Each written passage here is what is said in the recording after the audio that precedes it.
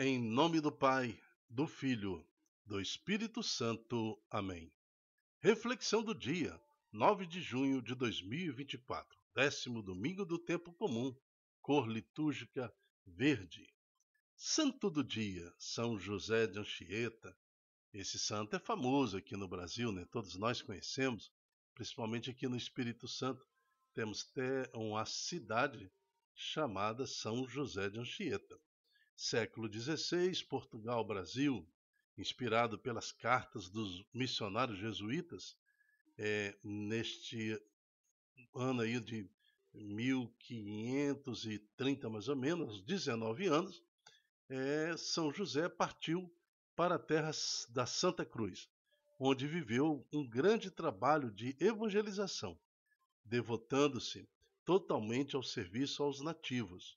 O santo disseminou preceitos cristãos no Brasil, utilizando particularmente alguns locais, né? Algumas regiões. Dedicou-se a aprender o idioma, assim como os demais jesuítas. Fez grande oposição aos abusos cometidos pelos colonizadores portugueses. Em 1566, Anchieta foi ordenado sacerdote. Em 1577, 10 anos depois, foi nomeado provincial da Companhia de Jesus no Brasil, função que exerceu até 1585. São José de Anchieta, rogai por nós. Na primeira leitura de hoje, nós vamos ver em Gênesis capítulo 3, de 9 a 15, a queda de Adão e Eva, né? Depois que o homem comeu da fruta da árvore, aquela que o Senhor teria proibido de comer, proibido de tocar, o Senhor Deus chamou Adão dizendo: onde estás? Porque desta vez o Senhor caminhou pelo jardim e não viu Adão e não viu Eva, porque eles acabaram de cometer um pecado gravíssimo, contrariando a ordem de Deus. E quando eles ouviram os passos do Senhor, ele se escondeu. Então, por isso o Senhor pergunta: onde estás, Adão e Eva? E também o Senhor pergunta agora para a nossa geração, para nós que somos também descendentes de Adão e Eva. O Senhor pergunta agora: onde estás? Meu filho, onde estás? Dilton, onde estás? Você repete seu nome, é o Senhor que está falando. Onde estás? O Senhor te procura, mesmo em condição de pecado e pecado mortal, pecado eterno. Mas o Senhor te pergunta: onde estás? E ele respondeu, Adão, ouvi a tua voz no jardim e fiquei com medo, porque estava nu e me escondi. Então, muitos de nós nos escondemos do Senhor, temos vergonha de Deus, achando que eu não tenho mais condições, eu não tenho salvação. Ou alguns falam assim: não, deixa eu viver a vida um pouco, eu tenho vergonha de me aproximar de Deus. Depois, na minha velhice, eu me converto ao Senhor, aí volto para a igreja. Alguns falam desse jeito também. É uma forma de se esconder do Senhor. Mas o Senhor disse então a Adão, porque Adão falou para o Senhor, eu me escondi porque eu estava nu. Disse o Senhor Deus a Adão: e quem te disse que estavas nus? Então comeste da árvore de cujo fruto eu proibi de comer? Adão disse: a mulher que tu me deste por companheira, foi ela que me deu o fruto da árvore e eu comi. Então nós lembramos que a serpente convence a mulher para o pecado. A mulher então, ela fica como uma intermediária entre a proposta da serpente e oferece também a Adão. Adão, usando do seu discernimento, usando de toda a confiança que Deus depositou sobre ele, trai a Deus, desobedece a Deus. É um pecado mortal, é um pecado eterno, porque ele está diante de Deus, ele está no paraíso, obedece diretamente uma ordem do Senhor, e oferecendo ali o fruto que foi ofertado pela serpente através da mulher. Então ali Eva se coloca na condição de sacerdotisa do mal, né? Porque ela recebe a proposta da serpente e depois intermedia isso. A função de um sacerdote é intermediar os interesses de Deus, né, dos homens para com Deus. No caso, ali houve uma intermediação do mal para o homem, e o homem recebendo toda aquela proposta e usando do seu discernimento, aceita e comete o pecado junto com a mulher. A mulher que tu me deste por companheira, foi ela que me deu do fruto da árvore e eu comi. Disse o Senhor Deus então à mulher: por que fizeste isto? E a mulher respondeu: a serpente enganou-me e eu comi. Ou seja, no final a culpa foi da serpente, como quem diz. Se a serpente está no paraíso, foi porque o Senhor colocou. Se o Senhor me deu esse desejo corporal, né, de praticar sodomia, de praticar no meu corpo coisas que não compete ou que vai de contra a tua própria palavra, o seu próprio ordenamento, aquilo que contraria os 10 mandamentos, mas foi o Senhor que me fez assim. É isso que a Eva está falando. Então, na busca insana por prazer, né, algumas pessoas completamente se desfiguram-se daquilo que foi criado. Assim como Adão, assim como Eva, culpam Deus, né? A serpente que me fez assim. Ou seja, o Senhor que botou a serpente aqui, né? O Senhor poderia não ter colocado a serpente aqui. O Senhor poderia ter me dado um outro corpo, né? O Senhor poderia ter me dado, me constituído sem essa necessidade deste ou daquele prazer. Então, culpam Deus. Assim, então, e quer normatizar um pecado. A mulher respondeu: a serpente enganou-me e eu comi. Essa frase é importante também porque a serpente ainda está viva. Ela engana. A serpente sabe falar de Jesus. Então, se você não tiver entendimento, sabedoria, assim como faltou a Adão, você vai ouvir a voz da serpente, não a voz de Deus. Porque lá é bonito, lá faz caridade. Aquela ou aquela outra religião ou seita também fala de Jesus. Não é assim, não é assim. Cuidado com a voz da serpente. Ela também entende de Deus. A proposta da serpente para Adão e Eva foi tão forte que eles se convenceram no pecado e assumiram as consequências eternas de contrariar uma verdade do Senhor, um ordenamento do Senhor. A serpente enganou-me e eu comi. Então o Senhor Deus disse à serpente: porque fizesse isto, será maldita entre todos os animais domésticos e todos os animais selvagens. Rastejarás sobre o ventre e comerás pó todos os dias de sua vida. Porém, inimizade entre ti e a mulher, entre a tua descendência e a descendência dela. Então, aqui em Gênesis, nós estamos vendo que o Senhor coloca inimizade entre a descendência de Satanás e a descendência da mulher, que são os homens. Então aqui o texto nos traz uma verdade muito clara. Aquele que é amigo do pecado é inimigo de Deus, ele não aceita Deus. Porém, inimizade entre teus descendentes. Então, se minha descendência, se eu faço parte daquele que foi gerado para o Senhor, com o Senhor, eu tenho que ser inimigo da descendência do pecado. O próprio Jesus nos lembra que no meio de nós há os filhos do demônio e há os filhos de Deus. Então, quando que eu sou filho do demônio? Quando eu tenho amizade com os interesses das coisas que é contra Deus, que é contra Deus. Né? Porém, rastejarás o ventre e comerá pós todos os dias, porém inimizade entre ti e a mulher, entre a tua descendência e a descendência dela. Eu prefiro ser filho de Maria, né, do que ser filho do demônio. Então, cuidado.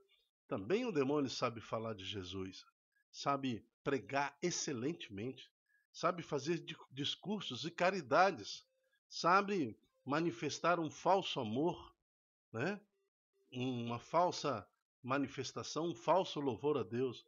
Então a gente cai em ciladas, glorificando e bendizendo, achando que está fazendo isso ao Senhor, está se unindo à descendência do mal, porém inimizade entre a tua descendência. Então você ter essa consciência de que eu sou inimigo do mal, eu não aceito o mal, eu rejeito o mal. Muitos na inocência confundem legalidade, leis, né? Porque a lei me permite fazer isso ou aquilo, então isso não é mais pecado, achando que pecado é uma questão de lei estadual, federal, né? Leis das nações, não tem nada a ver uma coisa com outra. Esse discurso de Satanás é um discurso que leva muita gente a pecar contra Deus, assim como Adão e Eva. Entendam agora a profundidade disso? As consequências do pecado de Adão e Eva nos trouxeram as consequências até os dias de hoje. O pecado foi eterno, o pecado foi gravíssimo. Somente uma condição eterna que seria capaz de nos redimir desse pecado. Por isso que Deus se fez homem, Deus é eterno. Deus se fez homem, Jesus é 100% Deus, é o Deus que se fez homem. Somente o sangue de um cordeiro eterno, somente o sangue eterno de Jesus poderia redimir aquele pecado que foi cometido diante de Deus por Adão e Eva. Entende agora porque o sangue de Jesus nos liberta? Porque aquele sacrifício de Jesus foi eterno. Então, o sangue eterno derramado em favor dos homens nos libertou do pecado. E o Éden, que estava fechado com o anjo, expulsando Adão e Eva, agora ele se abre. E na porta do Éden agora está o próprio Cristo nos acolhendo. Cada vez que nós morremos e ressuscitamos com o Senhor, né? Porque a carne, infelizmente, essa carne nossa, essa vida temporal, já estamos condenados ao pecado. Não tem, né? Alguns conseguiram santidade tal que a igreja proclama santo, né? Mas isso não é a grande maioria. Então, nós temos que apostar na misericórdia do Senhor, que nos dá esta condição de ressuscitados para a honra e glória do Senhor. Um dia nós morreremos e ressuscitaremos, livre dessa condenação eterna, porque o sangue de Jesus já nos libertou. Então, colocarei inimizade entre a tua descendência e dela. Esta lhe ferirá a cabeça. Então, os filhos de Deus ferem a cabeça da serpente. E os filhos de Satanás ferem nosso calcanhar. Incomoda. É obstáculo, é dificuldade, é aquilo que você sente, aquela rejeição ao ver que aquela pessoa está completamente fundamentada no pecado, desgastada no pecado. Você vê quem vive no pecado porque é uma pessoa que se consome. É só ver um viciado em crack, em droga, em prostituição na rua. Veja como os meninos jovens, às vezes, na bebedeira se desgastam. Olha um bêbado que passou a madrugada toda bebendo, irresponsável, tudo, né? Você vê que a pessoa está se desfigurando. É isso que é ferir o calcanhar. Mas aquele que está com o Senhor tenha certeza de que essa descendência, de que essa geração, que nesse século Deus está convocando para pisar a cabeça da serpente. É isso que faremos em nome de Jesus. Amém. O salmo de hoje é o Salmo 129. No Senhor toda graça e redenção. Das profundezas eu clamo a vós, ou seja, do meu pecado eu clamo a vós, Senhor. Escutai a minha voz, nossos ouvidos estejam bem atentos ao clamor da minha prece. Então, mesmo no pecado, eu clamo a vós. Se levardes em conta nossas faltas, quem haverá de subsistir? Quem poderá então clamar para o Senhor? Mas em vós se encontra o perdão, e eu vos temo e em vós espero. No Senhor toda graça e redenção. Na segunda leitura, nós vamos ver em 2 Coríntios, capítulo 4, de 13 a 18. Depois vai até o capítulo 5, versículo 1. Como que o Senhor nos dá, é Ele que nos dá essa veste nova, é Ele que nos dá esta proteção. Ser filho da geração, ser filho da mulher, ser filho de Deus, né? Filho de Maria, e saber que essa geração, né, que foi dado para a mulher pisar a cabeça da serpente, então ser filho de Deus, em aceitar o Cristo nos entregue pelo sim de Maria, faz toda a diferença na nossa vida. Irmãos, sustentado pelo mesmo espírito de fé, conforme o que está escrito, eu creio e por isso falei. Então, aquele que crê, fala. Aquele que crê, proclama. Né? Aquele que crê, anuncia. Nós também cremos e por isso falamos. Certo de que aquele que o ressuscitou, o Senhor, Jesus, nos ressuscitará também com Jesus e nos colocará a seu lado, juntamente convosco. E tudo isso é por causa de vós, para que a abundância da graça em um número maior de pessoas faça crescer a ação de graça para a glória de Deus. Precisamos reunir os cristãos, precisamos de ter uma paróquia que glorifique ao Senhor, né? A nossa comunidade tem que glorificar ao Senhor. Nós temos a prática de toda segunda-feira orar o terço em favor das famílias, entendendo que se nosso joelho está no chão, as famílias ficarão de pé. É assim que deve ser uma paróquia, uma comunidade, uma comunidade edificante, orante, né, comprometida com a salvação. Por isso, não desanimemos, mas se o nosso homem exterior se vai arruinando, o nosso homem interior, pelo contrário, vai se renovando dia a dia. Realmente há um desgaste. Você acaba se desgastando no Senhor. Um pai e a mãe que realmente investem na santidade da sua casa, eles se desgastam. Chegam na velhice desgastados, né? Consumidos pelo interesse da sua família, mas você vai se arruinando por fora, mas edificando-se por dentro, né? Vai renovando-se dia a dia. Aí chegamos na nossa velhice, bem jovens no espírito, bem alegres no espírito, ao ver os nossos filhos prosperando em santidade. Com efeito, o volume significante de uma tribulação momentânea acarreta para nós uma glória eterna incomensurável. Passamos por tribulação, né? Todo aquele que aceita o Senhor Jesus passa por tribulação, mas é algo momentâneo. Depois você vence na graça do Senhor Jesus aquela dificuldade, né? Mesmo que seja uma morte de um parente, de uma pessoa que a gente ama, uma pessoa da família, um esposo, uma esposa, mas depois vem a graça imensurável, não dá nem para medir, tá? Incomensurável. E isso acontece porque voltamos os nossos olhares para as coisas invisíveis e não para as coisas visíveis. Nossos olhos não estão na proposta de Satanás, não é a proposta do fruto proibido que há de nos convencer, porque nosso interesse está naquilo que Deus falou para nós, nos mandamentos do Senhor. Então as propostas deste mundo, né, não há de nos convencer no pecado, porque o nosso interesse não está nas coisas visíveis, porque está no invisível, está no eterno. Pois o que é visível é passageiro, mas o que é invisível é eterno, é espírito, é para sempre.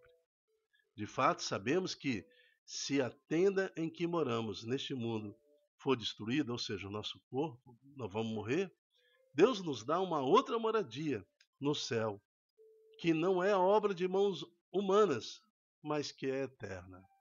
Palavra do Senhor, graças a Deus. Santas palavras, que essas santas palavras possam realmente nos motivar a mudar de vida e viver a nossa conversão no Senhor. Amém. Evangelho. O Senhor esteja conosco, Ele está no meio de nós. Proclamação do Evangelho de Jesus Cristo segundo Marcos. Glória a vós, Senhor. Marcos capítulo 3, de 20 a 35. Naquele tempo, Jesus voltou para casa com seus discípulos e, de novo, reuniu tanta gente que eles nem sequer podiam comer. Quando souberam disso, os parentes de Jesus saíram para agarrá-lo, porque diziam que ele estava fora de si. Fora de si. Os mestres da lei que tinham vindo de Jerusalém diziam que ele estava possuído por Beelzebu e que pelo príncipe dos demônios ele expulsava demônios. Então Jesus chamou e falou-lhes em parábola: como é que Satanás pode expulsar Satanás? Se um reino se divide contra si mesmo, ele não poderá manter-se. Olha o que aconteceu com Adão e Eva lá no Gênesis, né? Acabou dividindo a família diante da proposta de Satanás. Então a mulher aceita, depois oferece ao homem, o homem não a repreende e acaba os dois caindo, né? Então uma família dividida que aceita a proposta do mundo no pecado, como é que ela vai se manter-se? Se uma família se divide contra si mesma, ela não poderá manter-se. Assim, se Satanás se levanta contra si mesmo e se divide, não poderá sobreviver, mas será destruído. Ali Jesus também já estava falando de que ele venceria o mal, né? De que Satanás seria destruído. Ninguém pode entrar na casa de um homem forte para roubar seus bens, sem antes o amarrar. Né? Foi o que a serpente fez ali na proposta que ele fez primeiro a Eva. Amarrou Eva na sedução, nos seus interesses, nas suas vaidades e ambições. Depois o homem cai também na proposta. Só depois poderá saquear a sua casa. Em verdade vos digo, tudo será perdoado aos homens, tanto os pecados como qualquer blasfêmia que tiverem ditos. Mas quem blasfemar contra o Espírito Santo nunca será perdoado, mas será culpado de um pecado eterno. Jesus falou isso porque diziam: ele está possuído por um espírito mau. Então, blasfemar contra o Espírito Santo é não aceitar o Espírito Santo para a minha salvação, não aceitando Deus, né? Então, eu rejeito Deus. E o blasfemar contra o Espírito Santo é atribuir ao Espírito Santo coisas, pecados, né, que não são do Espírito Santo. Blasfemar contra o Espírito Santo é levar outros a pecarem, tentando justificar aqui ou colar com aquele versículo bíblico ou com aquele entendimento atualizado daquela ou desta teologia que quer justificar pecado. Isso é blasfêmia. Isso é fazer o trabalho de Satanás que foi feito naquele dia lá junto com Eva e junto com Adão, né? Tentar convencer Eva de que ela, ao comer o fruto que ele era proibido, ela entenderia, seus olhos abririam, teria discernimento entre o bem e o mal, seria semelhante a Deus. É a mesma coisa, eu tentar pegar um versículo bíblico aqui, colocar para lá, para cá, afastar, ou traduzir aquilo numa teologia atualizada, modernista, né? Para te causar em si libertação, né? Como se a vida do homem é a vida visível, é a vida material, vai durar 80, 90 anos, 100 anos no máximo. E aí, e minha eternidade? É isso que o apóstolo está falando aqui. O apóstolo, perdão, o evangelho, mas quem blasfemar contra o Espírito Santo, já dei vários exemplos de como blasfemar, nunca será perdoado, mas será culpado de um pecado eterno. Jesus falou isso, porque diziam: ele está possuído por um espírito mau. Nisso chegaram sua mãe e seus irmãos. Eles ficaram do lado de fora e mandaram chamá-lo. Havia uma multidão sentada ao redor dele. Então lhes disseram: tua mãe e teus irmãos estão aí fora à tua procura. Olha a resposta de Jesus. Ele respondeu: quem é a minha mãe? E quem são os meus irmãos? né? Quem é minha mãe e quem são os meus irmãos? E ele mesmo responde. E olhando para os que estavam sentados ao seu redor disse: Eis aqui estão a minha mãe, aqui estão os meus irmãos. Quem faz a vontade de Deus, este é meu irmão, minha mãe, minha irmã. Palavra da salvação.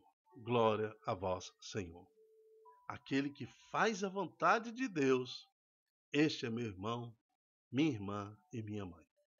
Ali estava então Maria, aquela que fez totalmente a vontade. Eis aqui a serva do Senhor. Faça-se em mim conforme a tua vontade. Jesus sabia disso, né? Ele citou esse momento bíblico, ele citou esse momento onde o anjo visita sua própria mãe. Aquele que faz a vontade de Deus. Esta é minha mãe. Que ela confirma então. Aí, mamãe. Mamãe, eu tenho o maior orgulho de você, mamãe. Naquele momento, Maria, ela deve ter ficado assim, tão feliz, porque o filho honrava, né, a sua presença no meio daquela multidão. Maria, em sua consciência, ela fala: a minha alma glorifica o Senhor, o meu espírito exulte de alegria em Deus, meu Salvador. Faça-se em mim segundo a sua vontade. Eis aqui a tua serva. Ele me glorifica no meio da multidão. Quem faz a vontade de Deus, este é meu irmão, minha irmã e minha mãe. Que possamos nós também fazer a vontade de Deus e ser chamada família de Deus. Que não haja dúvida, nós queremos ser filhos de Deus, inimigos de Satanás, inimigos do pecado e amigos de Deus. Por isso o Senhor vem nos socorrer, dando-nos um espírito de fortaleza, para que possamos viver cada dia a nossa conversão. Amém. Eu me chamo Dilton Góes, o nosso projeto chama-se Ai de Mim, se não evangelizar. Seja você também um evangelizador, multiplique em suas redes sociais esta pregação, este ensino, para que mais pessoas possam realmente ter consciência de que nesta vida precisamos escolher, ou servimos a Satanás ou servimos a Deus. Que de preferência tenhamos a inteligência de servir a Deus na busca da vida eterna. Amém. Até a próxima, se Deus quiser. Tchau, tchau.